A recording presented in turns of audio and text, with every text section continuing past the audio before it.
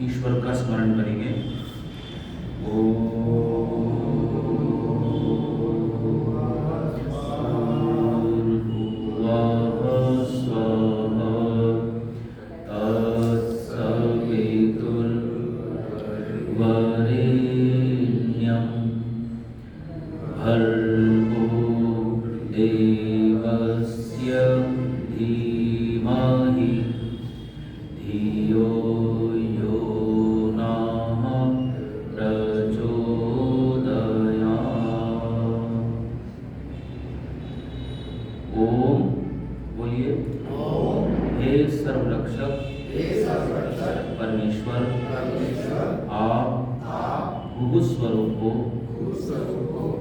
हमें जन्म देने वाले हो, वह स्वरूप हो, सर्व दुख रहित हो और हमें सब दुखों से छुड़ाने वाले हो, स्व स्वरूप हो, सुख स्वरूप हो और हमें सब सुख देने वाले हो। तत्वः आप सवितु सृष्टि के उत्पत्तिकर्ता हो, वरेण्यम वरण करने योग्य हो, सर्वश्रेष्ठ हो, भर्गः स्वरूप हो, ऐश्वर्य स्वरूप हो, क्लेश नाशक हो, देव स्वरूप हो, दाता स्वरूप हो। धीमहि हम आपके दिव्य स्वरूप को धारण करें। इसलिए यह आप न हमारी बुद्धियों को प्रचोदयात् प्रेरणा कीजिए। तो हम आर्य समाज में क्यों आए हैं? प्रेरणा लेने के लिए आए हैं या ऐसे ही आ गए सब? बताइए। क्यों जी, ऐसे टाइम पास करने आए हैं या कुछ प्रेरणा लेने आए हैं? कुछ पता सता है या नहीं, या ऐसे ही चल रहा है सब? क्यों जी, जैसे उठ जाते हैं, सो जाते हैं, खा लेते हैं, भूख लगती है तो, है जी। तो जिस प्रयोजन से हम लोग जो काम करते हैं वो प्रयोजन से ही करते हैं। बस जितना प्रयोजन हमारा बनता है उतना ही हम काम करते हैं। तो देख लो आप कैसी हम लोग जिंदगी जी रहे हैं। अभी हम वाल्मीकि रामायण के विषय में व्याख्यान करेंगे। अंतिम जो लास्ट मेरा व्याख्यान हुआ था उसमें मैंने बताया था कि ये जो परमात्मा का स्वरूप है और जो आत्मा का स्वरूप है और जो इस सत्व रज तम इन तीन गुणों वाली प्रकृति और प्राकृतिक सृष्टि का जो स्वरूप है, इसको जो व्यक्ति ठीक ठीक जानता है, मानता है, वही सबसे सही व्यवहार कर सकता है। वही मर्यादित, संयमित, नियमित हो सकता है। वही मर्यादा पुरुषोत्तम हो सकता है। तो मर्यादाएं क्या है? आपने वर्ड सुना, मर्यादा पुरुषोत्तम श्री रामचंद्र जी महाराज की जय हो। तो मर्यादा क्या है? मर्यादित व्यवहार, ये तो सुना है ना न्यूज चैनल्स में। तो मर्यादित व्यवहार का क्या अर्थ है?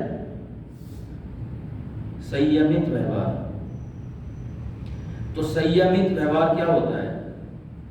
नियमित व्यवहार, नियमानुसार व्यवहार करना, संविधान के अनुसार व्यवहार करना, धर्म के अनुसार व्यवहार करना। तो जिस व्यक्ति को नियम, धर्म, मर्यादा का ज्ञान न हो, वो व्यक्ति इनका पालन कर सकता है क्या? जिसको ट्रैफिक रूल्स ना मालूम हो और वो गाड़ी लेके निकल जाए तो वो ट्रैफिक रूल्स को फॉलो करेगा क्या? नहीं करेगा। तो हमको क्लियरिटी नहीं है,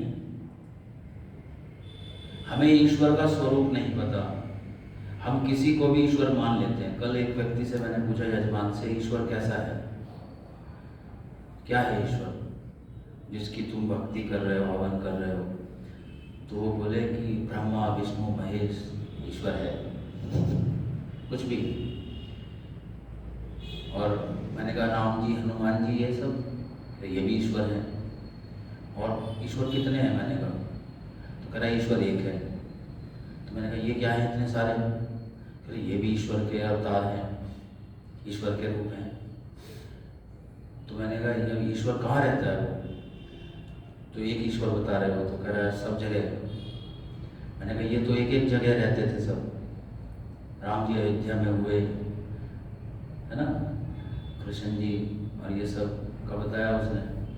तो मैंने कहा ये तो अनेक हो गए, ये तो खंडित खंडित हो गए, तो ऐसे ईश्वर एक कैसे रहा फिर? तो ईश्वर का भी पता नहीं हिंदू समाज को, हमारे आर्य समाज को ईश्वर का पूरा पता होना चाहिए।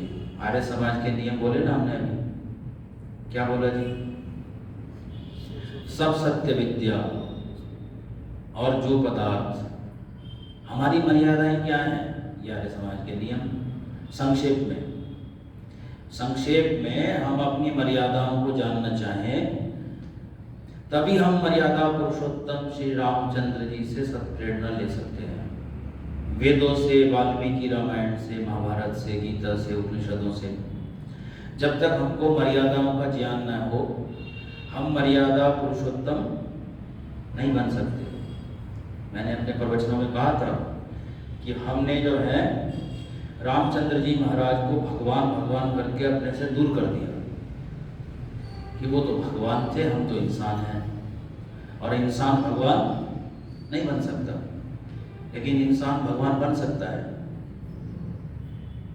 भग का क्या अर्थ है जी?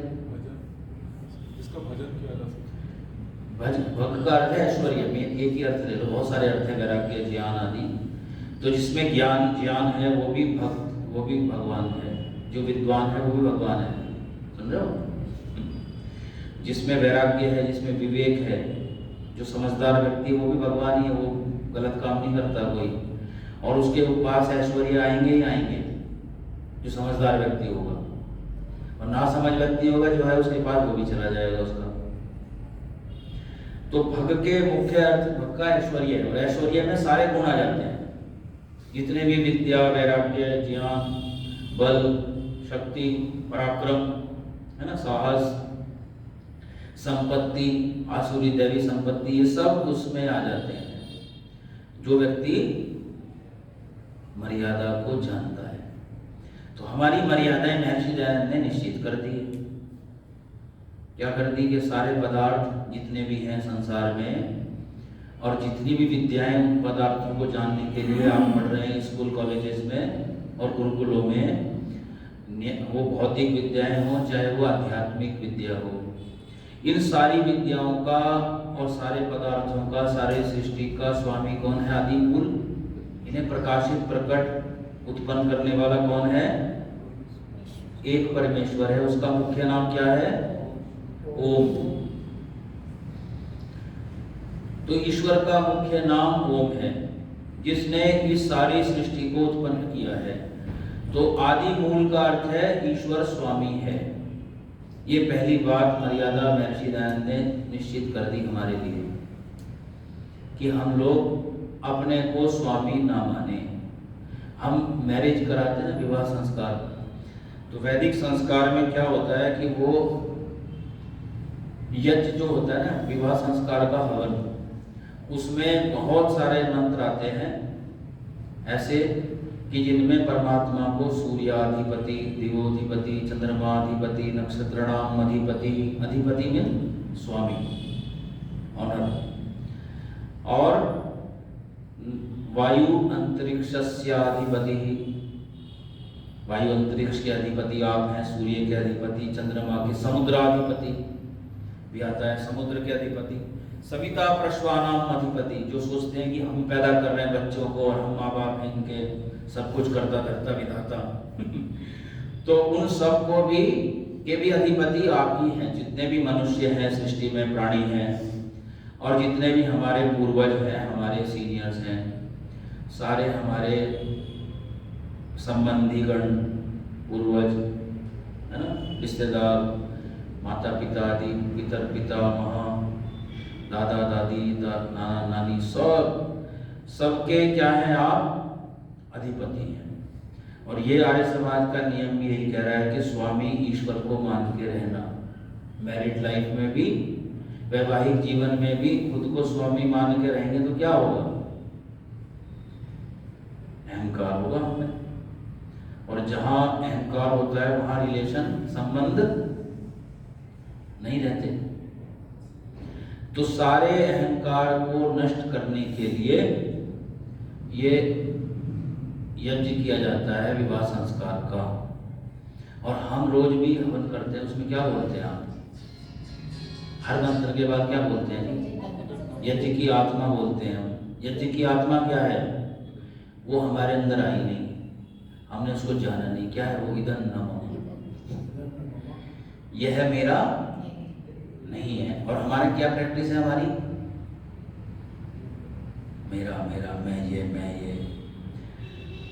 तो जहां ये सारी चीजें किसकी है? ईश्वर की है। सारी विद्या ईश्वर की है। हमारे गुरुजी कहा करते हैं 97% ईश्वर का सहयोग है हमारे जीवन में। ये जो हम हाथ भी उठा रहे हैं तो ईश्वर की दया से उठा रहे हैं, ईश्वर की कृपा से उठा रहे हैं।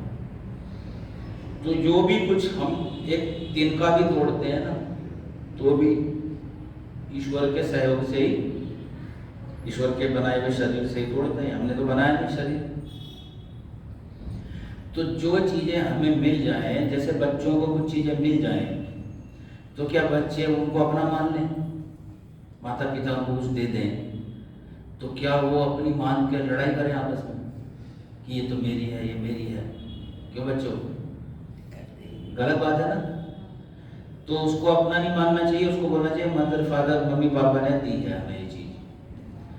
तो ये एहसास रहना चाहिए, ये नहीं कि मेरी हो गई बस ये, और अब मैं जो है सबसे बढ़िया चीज मेरे को मिली और अब मैं उस पर इतना हूँ। क्यों जी? तो ये नहीं होता मर्यादित व्यवहार। तो ये सारी संपत्ति, ये सारी सृष्टि किसकी है? आदि मूल परमेश्वर की है। तो हम क्या मान रहे हैं? इसको अपना मान रहे हैं। विद्या जरा सी हमको मिल गई, जरा सी इंफॉर्मेशन मिल गई कहीं से, और हमने अपने आप को सबसे समझदार समझ लिया। ये अविद्या है, ये मिथ्या ज्ञान है। इसको बोलते हैं मिथ्या अहंकार, झूठा अभिमान। कोई भी संपत्ति हमारी नहीं है, हम उसके हैं। वैसे व्यवहारिक रूप से देखा जाए तो थोड़ा बहुत है हमारा स्वामित्व, क्योंकि हमारे पास है वो। तो लोक व्यवहार में तो चलेगा ये, लेकिन मानेंगे क्या हम उसको? अगर हम ईश्वर की भक्ति करेंगे तो वो ईश्वर का मान के चलेंगे। वैसे लोक व्यवहार में अपना मान के चलेंगे। ऐसा नहीं कि सारी संपत्ति बांट देंगे कि भाई मेरी तो है नहीं, तो वो भी नहीं करना है। लेकिन उस पर अपना, उसका जो है ना स्वरूप समझना है हमको। बिना स्वरूप को समझे हम लोग उनको अपना मान लेंगे। सत्वगुण अपना मान नहीं है जी। आपकी धर्म में प्रवृत्ति है, आप यहाँ आ गए हैं, इसका अहंकार नहीं करना कि हमारे समाज में आते हैं जी और कोई दुनिया जानती नहीं कुछ भी, हम तो बहुत कुछ जानते हैं। तो ये अभिमान भी बहुत समस्या बन जाता है। हम देख रहे हैं लोगों के जीवन में कि बड़े बड़े ज्ञान के कारण से और बड़े बड़े शुभ कर्म करके लोग जो है उनका फल पूरा नहीं पा रहे हैं। हाँ, परमात्मा हम ही खुद फल ले लेंगे तो ईश्वर क्या देगा हमको? फिर काट के देगा ना फल। क्यों जी? यदि हम खुद ही सम्मान ले लेंगे, खुद ही सम्मान पा लेंगे, तो फिर ईश्वर क्या देगा? फल काट के देगा, उसका बहुत कम देगा। तो हमें तो ईश्वर से फल लेना है। फिर कहते हैं दूसरा नियम क्या है? ईश्वर सच्चिदानंद स्वरूप। आनंद तो ईश्वर का ही है, वो तो आनंद स्वरूप है। उसने ही आनंद देने वाला ये जगत बनाया जिसमें आपको थोड़ा थोड़ा आनंद मिलता है। तो इसको क्या समझ रहे हैं हम लोग? यही आनंद स्वरूप है बस संसार। तो जो ईश्वर को आनंद स्वरूप नहीं मानते, केवल धन संपत्ति भोग सुविधा सुख के साधनों को ही आनंद स्वरूप मानते हैं कि भाई यही आनंद देने वाली चीजें हैं, बस खाने पीने देखने सुनने छूने सुनने वाली चीजें। तो बताइए ये उल्टा ज्ञान होगा नहीं हो गया? तो मर्यादा कैसे आएगी, विवेक कैसे होगा हमको, यदि हमको यही चीजें सब ये नहीं पता लग रहा है कि ये बनाई किसने है, कौन दे रहा है हमको सुख, है जी? तो वो तो ऐसे हो गए फिर जैसे नालायक बच्चे होते हैं कि सब कुछ मिल रहा है और वो मान ही नहीं रहे किसका है, ईश्वर का है, अपना ही मान के बैठ गए उसको। तो ये मिथ्या ज्ञान है। और ईश्वर कैसा है? सर्वशक्तिमान है, वो सारी सृष्टि को उत्पन्न करता है, सारी सृष्टि का संचालन कर रहा है, सारी सृष्टि का प्रलय करता है, हर बार करता है, हर सृष्टि में करता है। यथा पूर्वम कल्पयत, संध्या के मंत्रों में बोलते हैं, जैसे पिछली सृष्टियों में किया वैसे इस सृष्टि में भी कर रहा है। तो वो किसी की सहायता नहीं लेता। और रामचंद्र जी ने सहायता ली थी ना जी, वानर सेना की, सुग्रीव की सेना ली, हनुमान जी की, अंगद की सेना ली, सहायता ली। तो उसकी सहायता से उन्होंने रावण का वध किया। क्यों किया? क्योंकि उसने मर्यादा का उल्लंघन किया, उनकी पत्नी का हरण कर लिया, जो चक्रवर्ती राजा थे रामचंद्र जी महाराज। तो इतना बड़ा पाप करना, उसे दंड तो मिलेगा। एक राजा दूसरे राजा की पत्नी को उठा ले जाए, तो बाली को भी दंडित किया उन्होंने। बाली ने सुग्रीव की पत्नी को रख लिया अपने पास, तो ये भी अमर्यादित व्यवहार है। और अपना यूरोप का इतिहास देख लीजिए, एशिया का इतिहास देख लीजिए, बाकी सब का, कि उन्होंने भी ऐसे काम किए रावण की तरह ही, बाली की तरह। क्यों?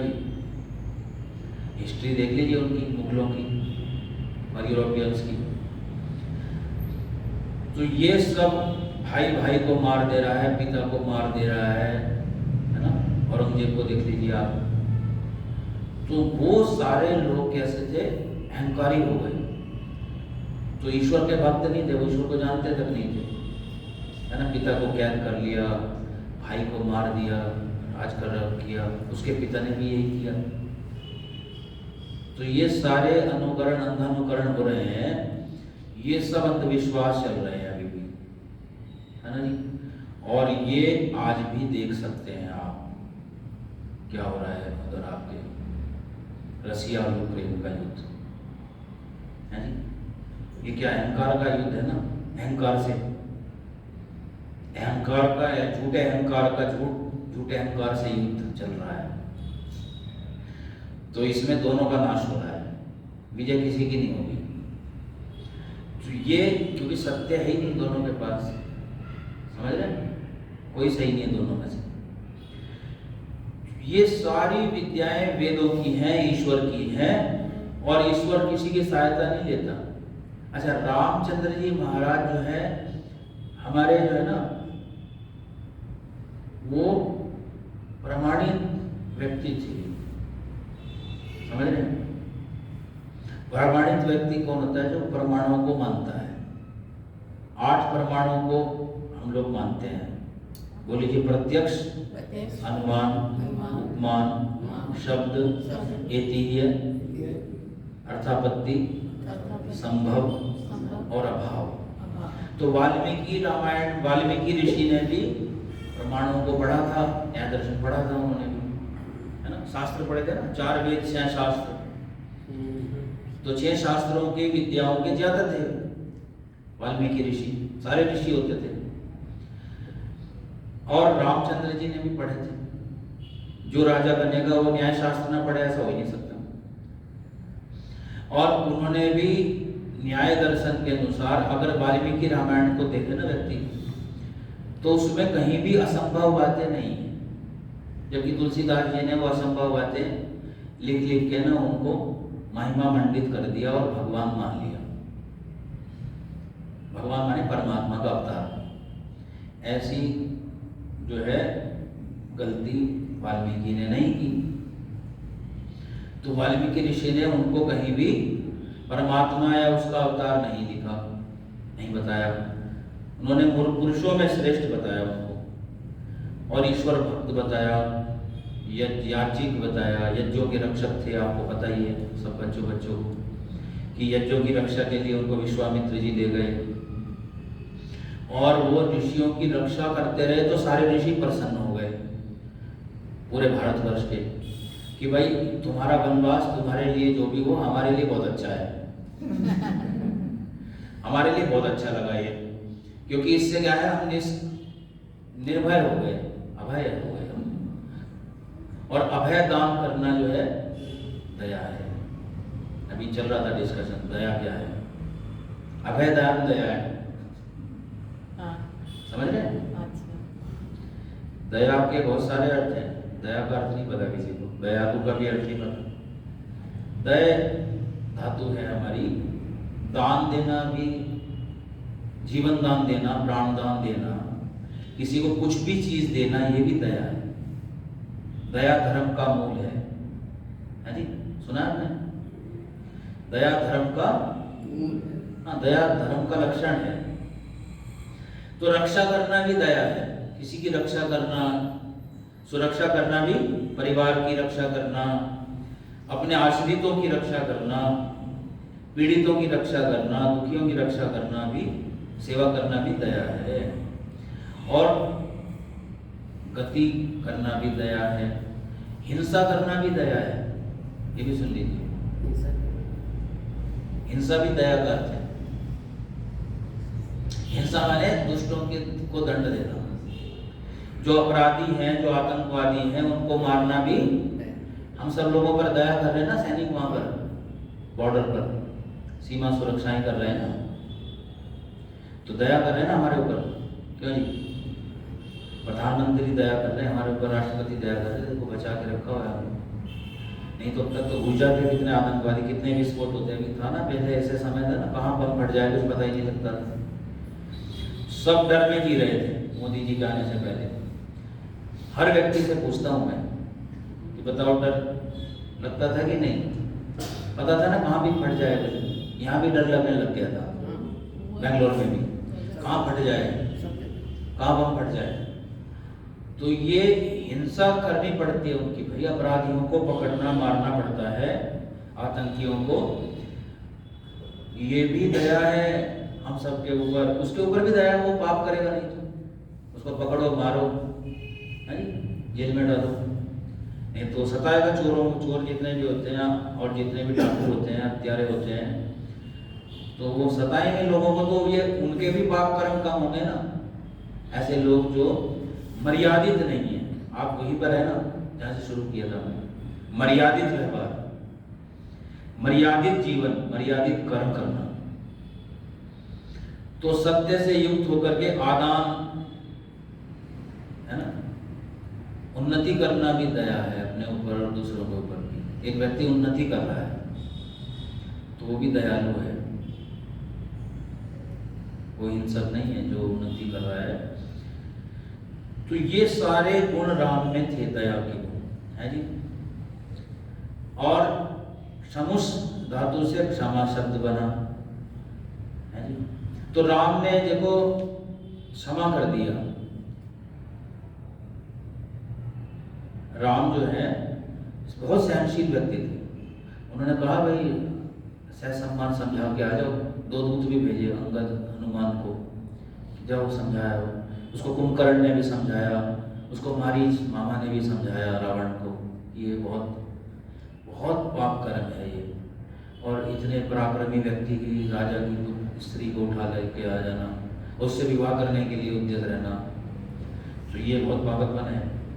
तो ये छोड़ दो भाई, वो नहीं समझ रहा है तो ये हितोपदेश भी नहीं समझ में आ रहे उसको, तो फिर क्या होगा? तो सहन करते रहे, फिर उसका वध कर दिया उन्होंने सबका। तो ये सारे जो है, और प्रमाण किसे कहते हैं, मैंने बता रहा था, असंभव बातें नहीं है वाल्मीकि रामायण में लिखी हुई, और जो लिखी है थोड़ी बहुत वो प्रक्षिप्त है, क्योंकि वाल्मीकि पहले ही घोषणा करते हैं लिखने से पहले, वाल्मीकि काव्य, वाल्मीकि रामायण, राम का काव्य, राम की गाथा, कि मैं कोई भी वेद विरुद्ध बात नहीं लिखूंगा इसमें। वेदों के विद्वान थे और उन्होंने प्रतिज्ञा करी थी शुरू में, तो इसलिए कोई भी वेद विरुद्ध या ईश्वर के विरुद्ध कोई भी बात मर्यादा के विरुद्ध हमारे ऋषियों के ग्रंथों में नहीं है, इसीलिए उनको प्रमाणित माना गया है। तो असंभव कभी संभव नहीं होता। हाँ, असंभव प्रतीत होने वाले कुछ बातें संभव हो जाती हैं, प्रतीत होने वाली, कहते हैं ना असंभव को संभव कर देते हैं वो मतलब कठिन चीजों को सरल कर देते हैं, कठिन बातों को सरल कर देते हैं, कठिन विषयों को सरल कर देते हैं, ये तो ठीक है। लेकिन असंभव कभी संभव नहीं होता। असंभव क्या है जी? असंभव पता है ना आप सबको? हाथों से जमीन को फाड़ देना असंभव है और जमीन फट जाना और सीता का समा जाना उसमें, ये सब असंभव है। और रावण के 10 सिर होना, एक आदमी के 10 सिर होंगे तो कैसे जी रहे हो बताइए? एक छोटा सा कहीं एक्स्ट्रा ग्रोथ हो जाए बॉडी में, उसको परेशान हो जाता है, दुखी रहता है जीवन में, उसको कटवाने की टेंशन रहती है, क्या करूँगा इसका, एक अच्छी समस्या मेरे को जीवन में। और असंभव कितनी बकवास है, 10 सिर होते हैं उसके, 4 हाथ थे दुर्गा के, कितने। तो ये सारी ये कपोड़े जितने भी हैं, है जी, राक्षस कैसे कैसे कल्पनाएं कर दी उसमें दिखा दी है रामायण महाभारत में, टीवी सीरियल्स में कितने बड़े बड़े आदमी होते ऊपर होते चले गए, है जी, समुद्र को पी लिया। तो ये सारे कपोड़े असंभव है, जो आज नहीं हो सकते वो कभी नहीं हो सकते, और जो पहले हो सकते थे वो मर्यादाएं आज भी पालन कर सकते हैं। तो जो रामचंद्र जी हैं वो आज हमारे बीच में इतने हमारे प्रिय हैं सब लोगों के, वो क्यों हैं? क्योंकि उनमें मनुष्यों के गुण थे, समझ रहे हो? इसलिए मनुष्यों को उनसे लगाव हो गया बहुत ज्यादा, क्योंकि उन्होंने मानवीय गुणों से युक्त होकर के कर्म किए थे, अपने जीवन को जिया था उस तरह से। देखो, भाई को राज दे देना, हम देते हैं भाई को कुछ ऐसे, भाई के सुख के लिए, छोटे भाई के सुख के लिए, उसमें कुछ भी उन्होंने, ठीक है उनके पिता ने कई 3 शादियां की, उन्होंने नहीं की, एक ही पत्नी से शादी की, मर्यादा का पालन किया राम ने, है ना। और उन्होंने भाइयों से कितना प्रेम था, भ्रातृ प्रेम के आदर्श थे वो, ईश्वर भक्ति के आदर्श थे। मैंने बताया था पिछली बार आपको कि वो जहां जहां भी संध्या हो जाती थी ना, सुबह शाम सूर्योदय हो रहा है, सूर्यास्त हो रहा है, तो वो वन में हो, कहीं भी हो, कुटिया में हो, आश्रम में हो, महल में हो, गुरुकुल में हो, वो ध्यान करते थे। संध्या का मतलब है ध्यान, तो ध्यान समाधि लगाते थे, और हम लगाते हैं जी, आर्य समाज के नियम है ये, ईश्वर का स्वरूप है, ईश्वर के स्वरूप का हमने आपको सुबह सबसे पहले ध्यान कराया, प्रवचन से पहले गायत्री मंत्र के द्वारा। एक मंत्र से भी ध्यान होता है, ऐसा नहीं है कि आप 19 मंत्रों से ध्यान करेंगे। अगर आपकी रुचि कम है ना, संध्या में रुचि नहीं बनती, तो 1-2 मंत्रों से ध्यान किया करो, उसका जप किया करो, ओम का जप करो केवल आप 15 मिनट, आधा घंटा, 1 घंटा ओम का जप करो, बस आपकी रुचि बढ़ जाएगी। और ओम का क्या अर्थ है? रक्षक, मुझे बचाने वाला, सबको बचाने वाला मेरे अंदर बाहर है, सब जगह है। बस इतनी भावना बना के देखो, आपको कितना अनुभव होगा कि कैसे ईश्वर हमारी रक्षा कर रहा है। विचार करो उस पर, ओम कर ऊपर ही विचार करो आप। अवरक्षणे धातु से ओम शब्द बना है, जिसका अर्थ है रक्षा करने वाला। तो ईश्वर हमारी रक्षा कैसे कर रहा है? जैसे राम ने पूरे अपनी प्रजा की रक्षा की, सारे दुष्टों को मारा, अपराधियों को मारा, है ना, सारा निष्कंटक कर दिया राज्य। ये कंटक जितने भी थे, चुभने वाले बाधक राक्षस, जितने भी असुर दुष्ट लोग, आतंकी अपराधी, इन सबको मार के पूरा राज्य अपना क्यों जी निर्भय कर दिया ना, स्वतंत्र कर दिया, दुखों से रहित कर दिया। तो ऐसे गुण अपनाना, ये गुण किसमें होते हैं? भगवान में होते हैं या फिर महान पुरुषों में होते हैं, देवताओं में होते हैं। देवताओं माने विद्वान, सो ही देवा। तो विद्वानों में होते हैं। तो विद्वान थे, बुद्धिमान थे और योगी थे। मर्यादा पुरुषोत्तम श्री राम योगी भी थे, क्योंकि देखो कितने संयमी थे। 14 साल बाद उनको लव कुश प्राप्त हुए। संयमी थे ना जी। तो जो संयमी व्यक्ति होगा उस पर उसका सारा जो है ईश्वर भी उसका उपकार करता है, ये पक्की बात है। तो संयमी व्यक्ति को ही मिलती है सारी, जिसकी जीवन, जिसका मर्यादित व्यवहार होता है, जिसके मर्यादित जीवन होता है, संयमी जीवन। ये नहीं कि खाते रहो बस और बाकियों के देख लो आप कितनी रखेल है जी। ये लिविंग रिलेशनशिप क्या है? ये रख लेना किसी स्त्री को, ये रखेली तो बन गई, और क्या बन गई? ये चल रहे हैं, इतने अपराध हो रहे हैं उनके साथ, इतने जघन्य अपराध हो रहे हैं समाज में।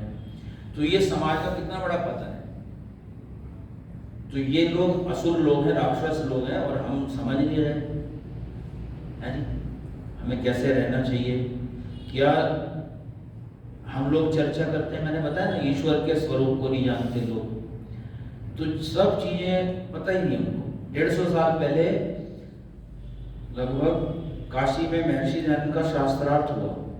तो सारे पंडित एक तरफ थे, 150 पंडित। काशी उस समय विद्या की नगरी थी, पहला प्राचीन काल से ही। और उसमें सारे विद्वानों की सभा में, पंडितों की सभा में, पंडितों को ये थोड़ा सा बुरा बात दिमाग में आई, शरारत, कि महर्षि दयानंद से पूछो कि जो है प्रश्न ये करें पहले, फिर देखते हैं कैसा प्रश्न करेंगे। और प्रश्न तो ये था, वैसे मूर्ति पूजा वेदों में है या नहीं है, इस विषय पर शास्त्रार्थ होना था। लेकिन उन्होंने छेड़ाछाड़ी करने के लिए ये कहा, भाई चलो प्रश्न पहले महर्षि दयानंद पूछेंगे, देखें क्या पूछते हैं। तो महर्षि दयानंद ने पूछा, चलो ये बताओ धर्म किसे कहते हैं? धर्म की क्या परिभाषा है शास्त्रों में? तो शास्त्र पढ़े हो जिसने तो वो बतावे भी, क्यों नहीं? तो बेचारे को फिर बोले धर्म नहीं जानते तो चलो धर्म की परिभाषा बता दो। तो अधर्म की भी नहीं बताओ शास्त्रार्थ, तो यही जीत गए वो। फिर वो हाँ उल्ला करने लग गए, हंगामा करने लग गए, पता ही नहीं ना कुछ, तो क्या करेंगे, शोर मचाएंगे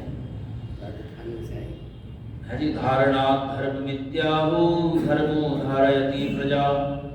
जो धारण करने योग्य हो उसको धर्म कहते हैं। तो पढ़ना लिखना क्या है बच्चों? धर्म। और ना पढ़ना लिखना अधर्म। तो धर्म से ही सुख मिलेगा आपको। पढ़ लिखने से क्या मिलता है? जॉब मिलती है, पैसा मिलता है ना, सैलरी मिलती है ना। और सैलरी से क्या मिलेगा? घर मिलेगा, सामान मिलेगा, आपको सुविधाएं मिलेगी। तो अर्थ भी धर्म से ही मिलता है। और काम माने उसका यूज भी आप तभी करोगे जब आपके पास संपत्ति होगी, धन होगा, है ना, सामान होगा, चीजें होगी, घर होगा। तो ये सारे धर्म अर्थ काम, और धर्म से ही मोक्ष मिलता है, और अधर्म से बंधन मिलता है, जन्म मरण का। फिर परमात्मा अधर्म करेंगे तो दुरुपयोग करना अधर्म बोलो, और सदुपयोग करना धर्म। सदव्यवहार मर्यादित व्यवहार धर्म है, और अमर्यादित व्यवहार, दुर्व्यवहार करना अधर्म है।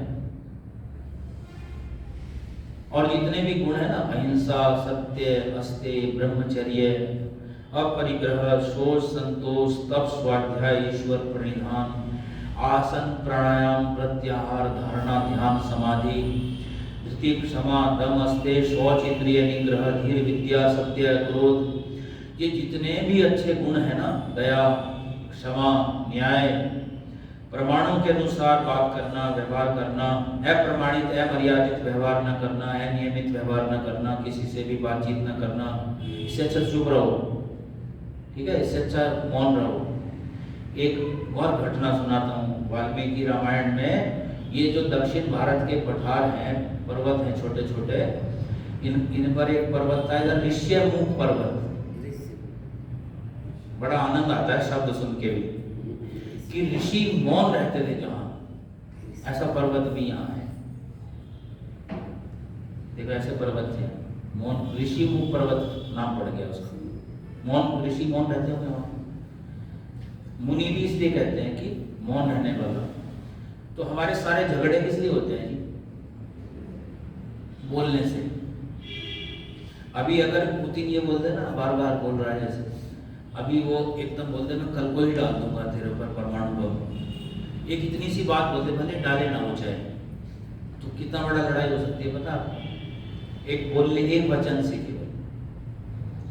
तो एक बड़े व्यक्ति के द्वारा एक वचन भी बोल दिया जाए तो वो बड़े संकट पैदा कर देता है दुनिया के लिए। सही बता रहे हैं हम आपको? तो इसलिए हम लोगों को वाणी पर संयम, शरीर इंद्रियों पर संयम, नियंत्रण, है ना जी, और मन पर नियंत्रण। तो मन पर नियंत्रण करने के लिए ये सारे नियम बताए, शरीर पर नियंत्रण करने के लिए, इंद्रियों पर नियंत्रण करने के लिए, और नियंत्रित थे वो। जब परशुराम ने उनसे कहा ना कि तुम धनुष तो तोड़ाए, स्वयंवर करके ले आए सीता को, मेरा धनुष चला के दिखाओ जरा, तुम्हारी परीक्षा लेता हूं मैं। तो जंगल में उनको रोक लिया परशुराम जी ने। तो उन्होंने कहा लाओ दिखाओ मुझे। तो उसका धनुष बहुत बढ़िया से चला दिया रामचंद्र जी ने। तो उसका सारा अभिमान दूर हो गया। वो सोचते थे कि मैं ही दिमाग ज़्यादा चला सकता हूँ, मैं धनुष बाण ज़्यादा बढ़िया चला सकता हूँ। तो वहीं उसकी हवा निकल गई सारी। परशुराम बोलने लगे आप तो बढ़िया कुशल धनुष चलाने वाले हैं, धनुष बाण है, मैं सोच रहा था मेरे से बढ़िया कोई नहीं, क्योंकि उस समय वही वेपन थे ना, धनुष बाण वगैरह यही वेपन थे जिनसे कोई प्रदूषण नहीं ज़्यादा होता था, कुछ नहीं। तो बहुत बढ़िया बढ़िया होते थे, ऐसा भी नहीं है कि जैसे हम ये रामलीला में मिलते हैं, ऐसे नहीं थे वो। बड़े भारी भारी बड़े बड़े हथियार होते थे, ऐसा नहीं था। तो कहने का अर्थ है कि हम सत्य को ग्रहण करें, असत्य को छोड़ें, ये सारी मर्यादाएं तो हैं। विद्या को ग्रहण करें, अविद्या को छोड़ें। विद्या क्या है? धर्म, और अविद्या धर्म। तो अधर्म से दुख मिलते हैं, धर्म से सुख मिलते हैं। परमात्मा भी विद्या से मिलता है, और संसार के सारे सुख भी विद्या से मिलते हैं। अभी सुन रहे थे ना, लोक को क्या, परलोक को क्या तुम पाओगे। तो इस लोक में रहना वाला व्यक्ति ही परलोक को प्राप्त कर सकता है। जो इस लोक में मर्यादित नहीं है, संयमित नहीं है, ज्ञान को प्राप्त नहीं करता, शास्त्रों को नहीं पढ़ते हम लोग, हैं जी, हम लोग ईश्वर को नहीं जानते, तो फिर कैसे हमारा बताओ कल्याण होगा। और ये सारा जगत किस लिए है? सुख के लिए है, कल्याण के लिए है, दुख के लिए नहीं है। दुखी होने और दुख देने के लिए नहीं है ये सुखी होने और सुख देने के लिए है बस। तो कल्याण किस में है वो देख लीजिए। हम किसी को ना सताते हुए मधुमक्खी की तरह जीवन को जिए। फूलों को वो हर फूल से रस भी लेती है, लेकिन किसी फूल को हानि नहीं पहुंचाती। तो ऐसा हमारा जीवन परिवार में होना चाहिए। परिवार में रहता हुआ व्यक्ति ऐसे रहे कि किसी को सताए नहीं, किसी को कष्ट ना दे, वो किसी को दुख ना दे, और अपना बढ़िया से रहे, मौन रहे, चाहे भले चुपचाप रहे, एक जिंदगी जी ले वो। ऐसे समाज में भी रहना चाहिए, ऐसे देश में, विदेश में, सब जगह जहाँ भी हम जाएं, ऐसा हमारा मर्यादित जीवन होगा तो हम खुद भी सुखी रहेंगे, दूसरों को भी सुखी कर सकते हैं, और कोई हमें देख करके भी बदल सकता है। ये है जीवन, ऐसा जीवन थे बस उनके। महर्षि दयानंद पता कैसे साधारण से व्यक्ति थे वो। आप उसको भले ही महर्षि महर्षि करें, वो अपने आप को कहीं महर्षि शब्द नहीं लिखे कहीं भी। वो तो अपना सिग्नेचर भी दयानंद सरस्वती करते थे बस। देख लो सकता है, प्रकाश पोल के सामने ही है उनकी पुस्तक, और फिर भाष्य भी। तो सिग्नेचर क्या करते थे? दयानंद सरस्वती। मैं बस दयानंद सरस्वती, मैं एक मनुष्य हूँ, मेरी कोई समाधि ना बनाए, मरने के बाद मेरी जो कब्र होती है समाधि वो ना बनाए कोई, और मेरी कोई मूर्ति ना बनाए जिससे लोग मेरी पूजा ना शुरू कर दें। मैं एक साधारण व्यक्ति था, और कहीं बैलगाड़ी फंस गई तो उसमें घुस गए, बैलगाड़ी निकाल दी उन्होंने, कीचड़ में फंस गए, पूरे धंस गए, सन गए। तो ऐसे साधारण से काम करने वाले सबके काम आने वाले इतने अच्छे व्यक्ति थे वो, और जो भी सहायक मिले उनको जोड़ के चले रामचंद्र जी पूरे जीवन में। और ऐसे ही महर्षि दयानंद भी, इतना बड़ा संगठन आर्य समाज खड़ा कर दिया उन्होंने। तो ये सब जो है परमात्मा के गुणों को प्राप्त करने से हुआ। हम भी परमात्मा का ध्यान करें, सीखने नहीं आता तो हम सिखाएंगे आपको आगे। ओम शांति।